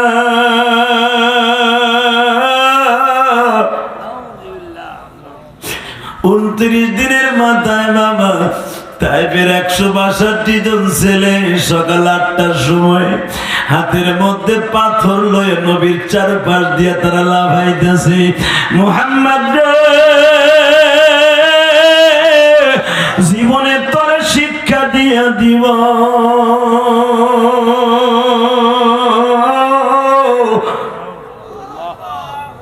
জীবনের তরে তরে শিক্ষা দিয়ে দিব। এই তাইফে আসার জালটা কি বাবা? আমার নবী বললেন, যায়েদ রে তুই এদেরকে কিছু বলিস না, তুই আমার জন্য দোয়া কর। যায়েদের নাম কেন কোরআনে আসলো বাবা? এখন তোমার নামটা জান্নাতের খাতায় তুলবা। যায়েদ যদি পারে তার নাম কোরআনে তুলতে, তোমার নাম উঠবে আজকে জান্নাতের খাতায়। জোরে করে আল্লাহু আকবার, আল্লাহু আকবার। সরে বলো, সরে বলো, সরে বলো। ওলামায়ে কেরাম,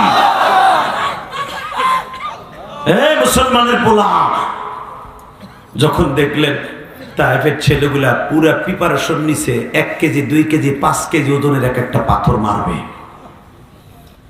হিন্দি মিটাইবে, যায়েদ তাদের পাও জড়াই দিল, তোমরা আমার বাপের মাইরো না। গত 1 মাস আগে আমার আব্বার প্রিয় তোমার বিবি মারা গেছে, তার কলিজার টুকরা চাচা বাইসে ছিল, সে থাকা অবস্থায় কেউ তার গায়ে হাত দেয় নাই মক্কা, তোমরা আমার বাবারে মাইরো না। বাজান রে এই কথা বলতে দেরি আছে, একটা ছেলে আসিয়া নবীর ঠোঁটের মধ্যে ঘুষি মাইরা দিল বাবা। আবার নবীর ঠোঁটটা ফাটিয়া জন্নার মতো রক্ত গুলা ঝরতাছে গো বাবা। আর একটা বেঈমান আসিয়া নবীর মাথার উপরে এমন জোরে বাড়ি মারলো বাবা। এ আবার ফরিদপুরের বাইরে রে, নবীর ইশকের আগুন দিয়া কলিজাটা জ্বালায় পুরা এখন চোখ দিয়ে বাইর করে দিবা। কে বলছে তুমি জান্নাতে যাইবা না বাবা?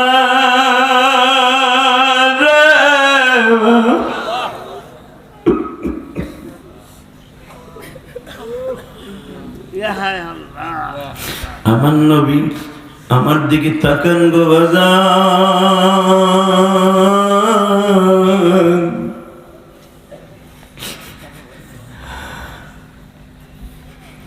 কপালটা যখন ফাটায় দিছে, নবী আমার চোখের মধ্যে সরিষার ফুল দেখে গো।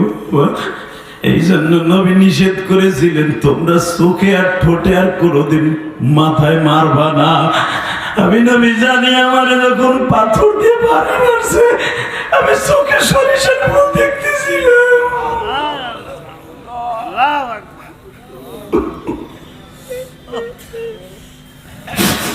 আমার নবী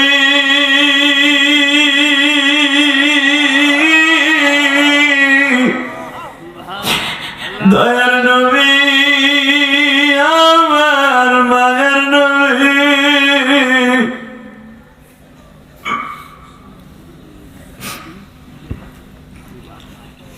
যায়েদ বলেন, আমি আমার বাবার চাঁদের মধ্যে নিয়ে নিলাম, চাদরের মধ্যে নিয়ে সব মায়ের গুলো আমি খাইতেছিলাম। তাইফের ছেলেগুলা যখন দেখলো আমারে না মাইরে তারা নবীরে মারতে পারতাছে না, তখন আমার বাইরে ভুলে বানায় ফেললো, আমার পাথর মারতে মারতে বেহুশ করে গেল। এরপরে বৃষ্টির মতো নবীর গায়ের মধ্যে পাথর মারা শুরু হয়ে গেল বাবা। নবীর চামড়া গুলো ফাটিয়ে ঝর্ণার মতো রক্ত ঝরে।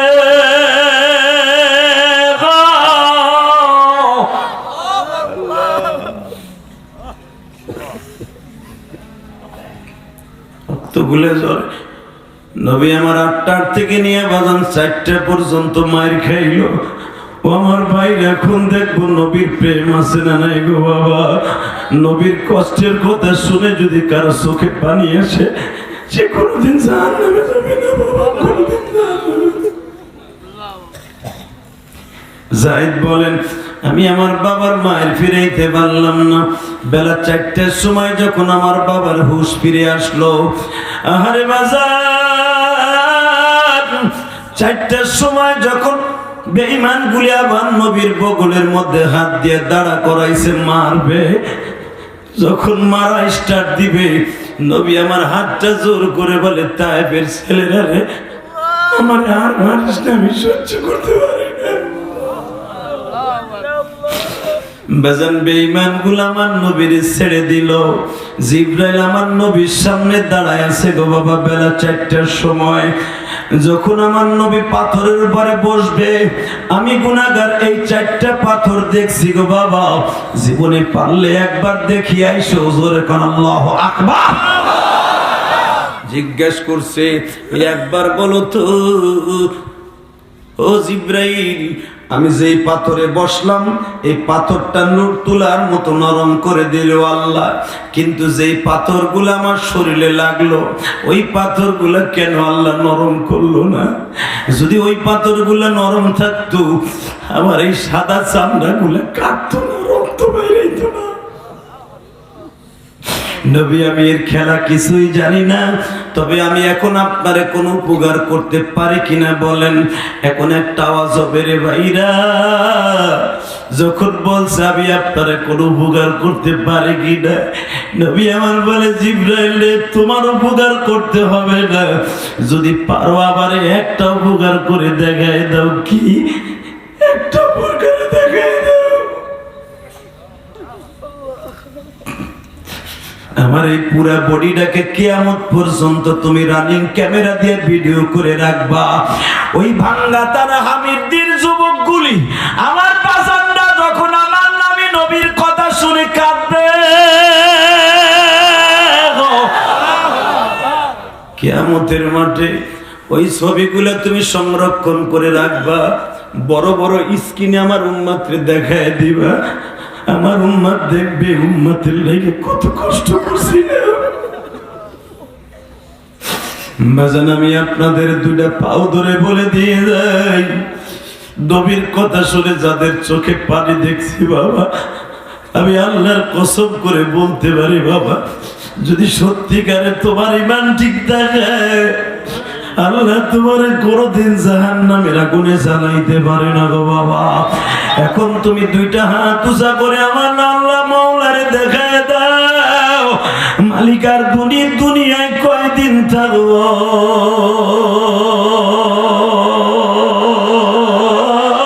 এই আল্লাহর রাসূল একটা ডাক দাও তো বাবা, ডাক দাও। আল্লাহর রাসূল একটা ডাক দাও, ডাক দাও, ডাক দাও। আল্লাহ দেখো, আল্লাহ দেখো তোমারে কত জোরে ডাক দিছে। যুবক দে, জোরে ডাক দে ভাই, জোরে ডাক দে, জোরে ডাক দে। আল্লাহ তুমি মাফ কইরা দাও বান্দারে,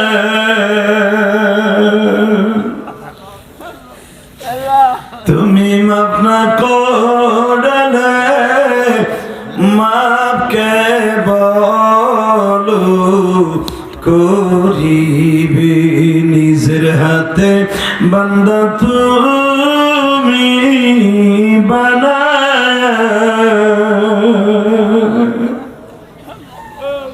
আল্লাহ তোমার এই পাগলদের জীবনের গুনাহ মাফ করে দাও, সরকার আমিন। আল্লাহ এদের জীবনের গুনাহ মাফ করে দাও, সরকার আমিন। বাবা, আপনার মনে কি সাক্ষী দেয় আজকের দোয়া কবুল হইতে পারে? ইনশাআল্লাহ বলেন, আল্লাহু আকবার জোরে বলেন। এই যে বাজানরা স্টেজে বইয়া কান্দে, আপনারা কান্দেন আমি জানি না, আমার এই বাজানদের বাবা মা আছে কিনা। পৃথিবীতে ওই সন্তান সবচেয়ে দামি যার বাবা মার কথা মনে করে কাঁদবে। আল্লাহু আকবার বলতে পারেন না? বাবা মার সাথে একটা ওয়াদা দিবেন, মুনাজাত করার আগে কেউ ময়দান ছাড়বেন না। কে কে রাজি আছেন? দিকে আল্লাহ হাত তুলে দেখান তো। মুনাজাতের আগে একটা লোক এই মাঠ ছাড়বে না। ওয়াদাটা ঠিক মতো দিয়েন। একটু পরে যদি এটা হাঁটা দেন, আমি আল্লাহর কাছে আপনার বিরুদ্ধে নালিশ করব। নামান হাত, আল্লাহু আকবার বলেন। বাবা আমি মুনাজাত করলে তারপরে যাবেন ইনশাআল্লাহ, ইনশাআল্লাহ। একটা লোকের চোখের পানি যদি কবুল হয়, পুরা কবরবাসীকে আল্লাহ মাফ করে দিবে। এই মাদ্রাসা মসজিদ কমিটিকে আল্লাহ মাফ করে দিবে। শুধু আমার দিকে তাকায় বলেন, এই জমিনে আল্লাহ ছাড়া কেউ আছে? ওই আল্লাহ বলছে বান্দা 5 ওয়াক্ত নামাজ ঠিক মতো পড়বি, ইনশাআল্লাহ বলেন। পড়বেন না বাবা? পড়বেন ইনশাআল্লাহ বলেন তো। আর একটা কাজ করবি যুবক, জীবন থাকুক আর যাক, কোনোদিন মা বাবার চোখ তুলে তাকাবি না, ইনশাআল্লাহ বলেন। যতটুকু পারবি বাবা মারে বুকের মধ্যে নিয়েই বাঁচবি। তুই ভাঙ্গা থানার থেকে, ভাঙ্গা বাজার থেকে যখন 4 আলি কমলা আনবি, হামিদদি বাজার থেকে 4 আলি কমলা আনবি, 2টা কমলা মার জন্য রেখে দিবি। দেখিস তোর মা তোর কত দরদি, মা কমলা মাত্র 2টা কওয়া খাইব, বাকিটা তোর লেগে রেখে দিব। মা আমি তোমার কমলা দিছি, তুমি আমার লেগে রাখছো কা? এই পাগল তুমি খাও না। বাবা আমি অনেক খাইছি, তুই একটু খা না বাবা। কথা কর না কেন? ওই জরুরি যাদের নাই বাবা, তারা বুঝবেন মা কি জিনিস। এই ইলিয়াস রহমান জেহাদি 12 বছর বয়সে মা হারাইছে। এই যে গোপালগঞ্জ মুকশিদপুর রাত দিন অনেক শুয়ে আছে আমার মা। আমি কিন্তু লন্ডনের ছেলে না, আমি তোমার এলাকার ছেলে। আলহামদুলিল্লাহ বলতে পারেন না? হ্যাঁ বাবা, আমি আমার মা আমারে বলছিল 12 বছর বয়সে, ইলিয়াস ফতেপুর ছিলেন না, ফতেপুর সেন্দাঘাট ফতেপুর, আমার মা মরার 3 মাস আগে আমারে বলছিল, ইলিয়াস রে একদিন আমার কথা মনে করে কাঁদবি। সেদিন আমি মা আর থাকুন না, তুই কোনোদিন মাদ্রাসাটা ছাড়িস না। আমার মা আমারে ফতেপুর নৌকা উঠে দিয়ে কাপড়ের আসল দিয়ে চোখ মুলছে আর বলছিল, ইলিয়াস রে যা বাবা যা, কোনোদিন মাদ্রাসাটা ছাড়িস না। তোর কথা শুনে কত মা একদিন কাঁদবো, কত বাবাই কাঁদবো। বিশ্বাস করেন, আমি আল্লাহর কসম করে বলি, আমি বিশ্বাস করি নাই আমার মার কথা।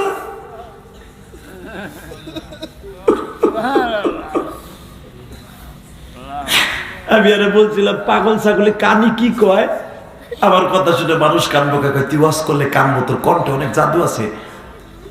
আমার মা বুঝছিল যে আমি একদিন বক্তা হব, আমি বুঝি নাই। বাবা বাংলাদেশে আমার মতো অনেক বক্তা আছে, কিন্তু আমার মতো কান্দনী বক্তা কম আছে। কেন জানেন? এটা আমার ক্রেডিট না, এটা আমার মায়ের দোয়া। বাবা আমি তোদের পাও ধরে বলছি, আমি কসম করি বলি বাবা, আমি কথা বললে কেন কান্দেন জানেন? এর পিছনে আমার কোনো বাহাদুরি নেই, সব আমার মায়ের দোয়া, আমার আল্লাহর ফজল করো। আমার মা ওই সিন্দেগার দ্বারাই বলছিল, আমার 12 বছর বয়স, আমি তখন বালক হই নাই, ইলিয়াস তুই মাদ্রাসায় যা বাবা, কোনোদিন মাদ্রাসার ছাড়িস না, তুই যদি আলেম হস আমি মা তোরে দুধের দাবি ছেড়ে দিয়ে গেলাম।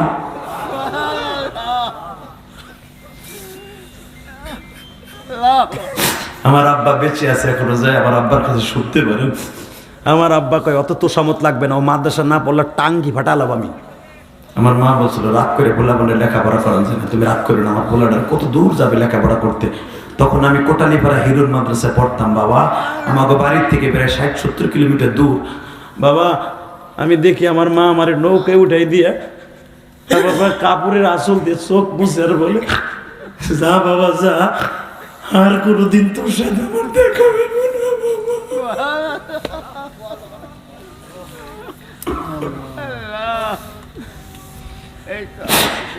কোথায় গেল আমার জনম দুঃখী মা, মা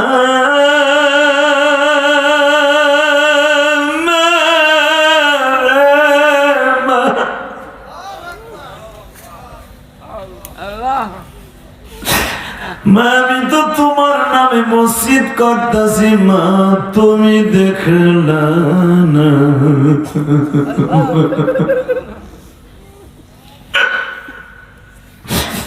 আমি তোমার জন্য এতিমখানা করছি মা, তুমি দেখলা না।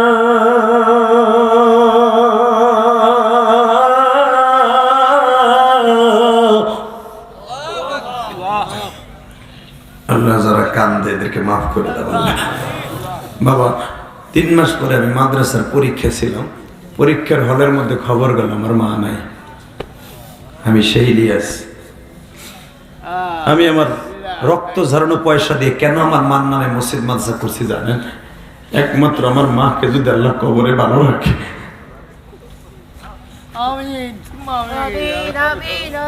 আমি আপনাদের দিনে পাও ধরে বলে দিয়ে যাই, আমি আমার বাবাকে নিয়ে 2011 সালে হজ করছি বাবা। তার আগে আমি আরো 4-5 বার গেছি, কারণ 2004 সাল থেকে আমি হজে যাই। আমি কারো টাকায় যাই না, কোনো ট্রাভেলসের মালিক আমি না, আল্লাহ তৌফিক দিছে তাই যাই। আমার আব্বা বললেন আমার নিবা না, 2011 সালে আব্বার নিয়ে গেলাম, আলহামদুলিল্লাহ বলেন। আমি আব্বার কাছ থেকে একটা টাকাও নেই নেই, তখন 2 বাপ বেটার খরচ গেছে 10 লাখ টাকা। 10 পয়সা আমি আমার আব্বার কাছ থেকে নেই নেই। জিজ্ঞেস করতে পারেন আমার আব্বা তো বেঁচে আছে। হ্যাঁ বাজান, আব্বাকে নিয়ে হজ করার পরে যুবক, আমি শুধু তোদের ইত্তেলা দেওয়ার জন্য বলছি, মা বাবার পিছনে টাকা খরচ করলে কোনোদিন তোর টাকা কমবে না, বাড়বে সারা। আমি ইলিয়াস রহমান যদি এটার গ্যারান্টি দিলাম। আমি আব্বাকে নিয়ে হজ করে আসলাম 10 লাখ টাকা খরচ করে, 1 বছরও ঘুরে নাই, 3 ডবল টাকা আমার দিয়ে দিস আল্লাহ। কারণ কি জানো? আমি বলে দিই, আমার আব্বাকে নিয়ে হজে গেলাম মোলতাজেম, এখানে হাদিস সাহেবরা আছেন না? মোলতাজেম যে জায়গাটা কাবা ঘরের নিচের জায়গাটা, এখানে আমার নবী কপাল থেকে প্রতিদিন কান্ত। এখানে তো আপনারা যাইতে পারেন নাই বাবা, ওখানে হজরে আসওয়াদের নিচে ডাইন পাশে যেখানে পুলিশ কারায় থাকে, এই জায়গাটা নাম মোলতাজেম। এইখানে মানুষের মাথা ফাটা হেলায় চুমা দিতে যায়।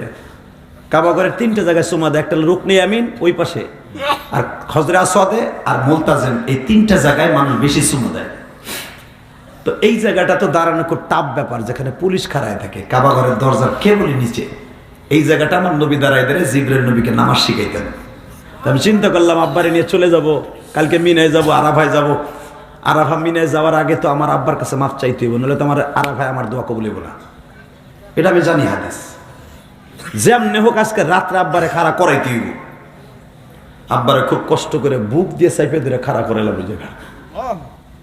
আমার আব্বা লম্বা মানুষ, আমার থেকে অনেক বড় লম্বা। আমার আব্বারে বললাম স্বর্ণের চৌকাটটা একটু দেখান দিয়ে ধরতে পারেন কিনা। খুব কষ্ট করে আঙ্গুল দিয়ে খালি ধরলো। বললাম এই জায়গাটা বুকে ধরেন, চাইপা ধরছে। আব্বা এখানে জানেন যত চাপ আমি খাবো, আপনি চাপ খাবেন না। এখানে কি? আমি বললাম আব্বা এই জায়গাটাই তো আমার নবী দাঁড়াই দাঁড়িয়ে কান্ত।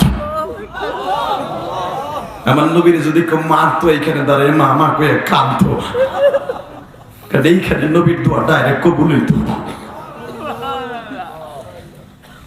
আমার নবী বিদায় হজের বাসন এখানে দাঁড়ায় দাঁড়িয়ে সাহাবীকে দিয়ে এরপরে নবী হজে গেছে।